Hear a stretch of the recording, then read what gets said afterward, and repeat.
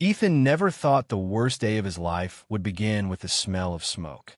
When he turned to the driveway after school, he saw thick gray smoke rising from the backyard. His heart started beating faster. He dropped his backpack and ran toward the fence. His parents stood beside a burning metal barrel. His younger brother, Ryan, leaned against the fence, looking at his phone as if nothing important was happening. Ethan stopped when he saw pieces of paper burning in the fire. They were his college applications, the essays he had written late at night, the scholarship forms he had worked on for months, the recommendation letters from his teachers. Everything was turning into ash. He looked at his mother, hoping it was some terrible mistake. She did not look sorry. His father calmly placed the last folder into the fire and watched it burn. Then he looked at Ethan and said, "Your brother needs this family more than you do." For a few seconds, Ethan could not speak. 3 years of hard work disappeared in front of his eyes. His dream was gone. 6 months later, his phone rang while he was working a small part-time job. The voice on the other side said, "Hello, Ethan. This is your grandmother's lawyer. We need to meet. Your grandmother left something for you." Ethan froze. He had not heard anyone mention his grandmother since her funeral.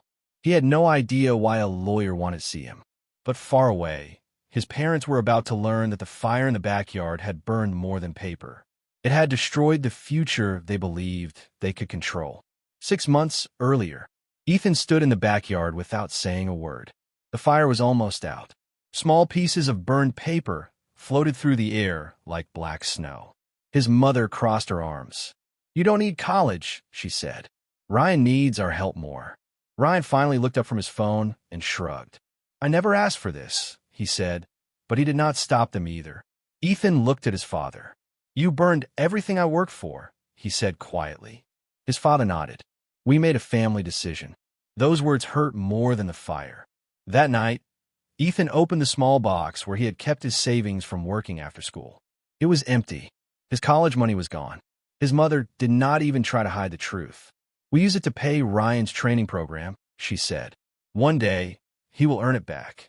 Ethan knew Ryan had already quit 3 different programs before. This one would be no different. For the first time, Ethan understood something painful.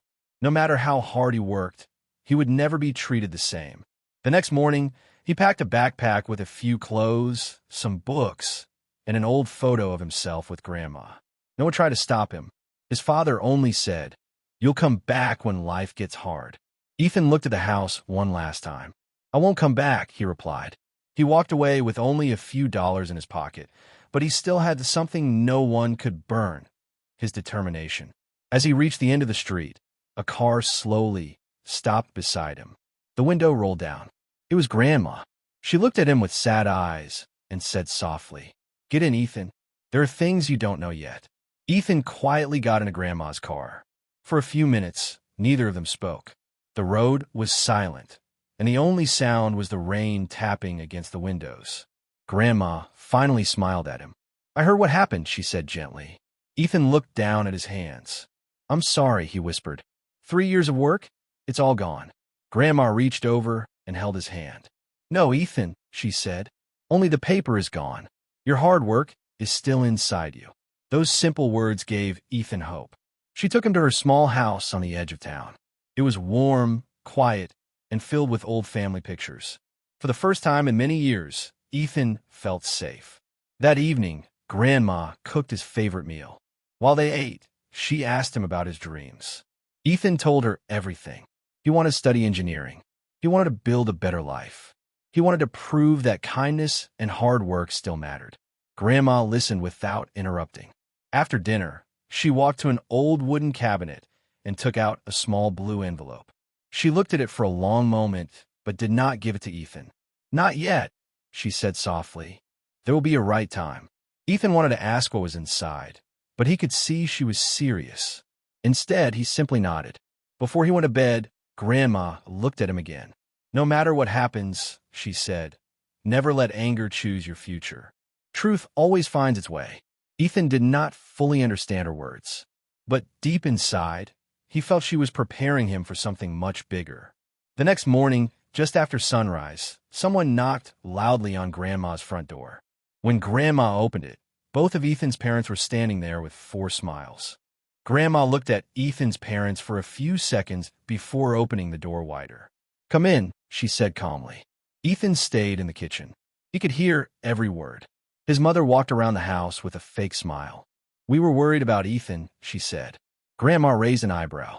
"Worried?" she asked. His father quickly nodded. "Of course. He's family." Grandma did not answer. She simply placed 3 cups of tea on the table. The room became quiet. After a long silence, Grandma asked one simple question. "If you were so worried, why did you burn his college applications?" Neither of them answered. His mother looked at the floor. His father cleared his throat. "We only wanted what was best for Ryan." Grandma's face became serious. "So you destroyed one grandchild's future to protect another?" Again, there was only silence. A few moments later, Ryan walked into the house. He looked bored. He sat on the couch and said, "Can we finish this? I have plans." Grandma looked directly at him. "Do you know where the money for your training came from?" Ryan shrugged. "Dad handled it." "It was Ethan's college savings," Grandma replied. Ryan's smile disappeared. For the first time, he looked uncomfortable. Grandma stood up slowly. "I have watched this family for years," she said. "I stayed quiet because I hoped you would change." She looked at Ethan's parents.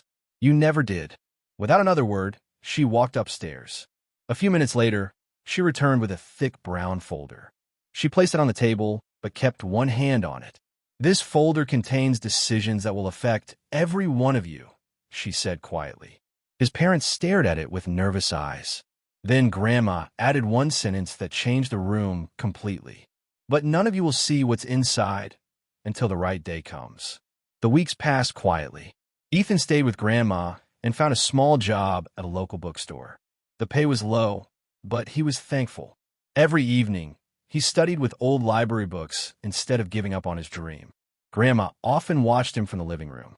She smiled every time she saw him reading. One afternoon, she said, "A person's future is not decided by one bad day.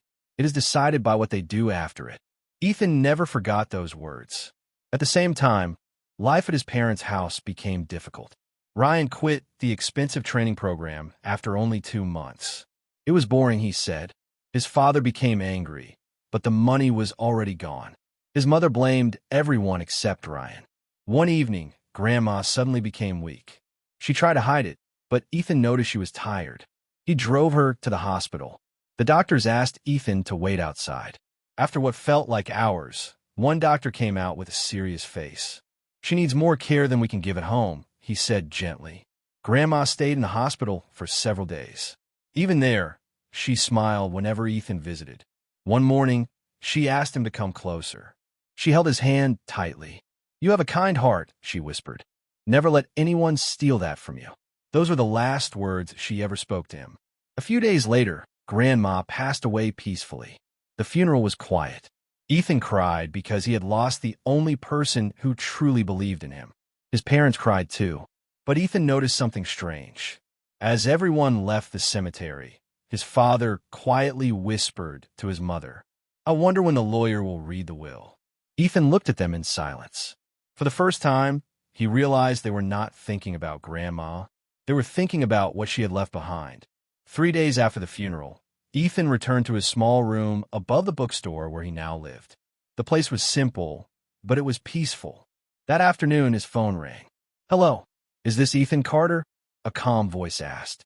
"Yes, my name is Mr. Harris. I am your grandmother's lawyer. She asked me to meet you after the funeral." Ethan agreed without asking any questions. The next morning, he arrived at the lawyer's office. His parents and Ryan were already there. His mother smiled as if nothing had happened. His father nodded politely. Ryan sat in a chair, scrolling through his phone. Mr. Harris entered the room carrying the same thick brown folder Grandma had shown months earlier. He placed it on the table. "Your grandmother left very clear instructions," he said. Everyone became silent. He opened the folder and removed several sealed envelopes. "The first envelope is for Ethan." Ethan looked surprised. Mr. Harris handed it to him. Inside was a handwritten letter. It read, "Dear Ethan, if you're reading this, it means I am gone. I know what happened to your college dream. I also know the truth about your parents. Stay strong. Today is only the beginning." Ethan slowly folded the letter. Mr. Harris smiled gently. Your grandmother also left something else for you. His parents leaned forward, expecting to hear about money. Instead, Mr. Harris picked up another document. This document explains why your grandmother changed her, only 2 weeks before her death. His father's face turned pale. His mother's smile disappeared. Ryan finally looked up from his phone. Mr. Harris took a deep breath.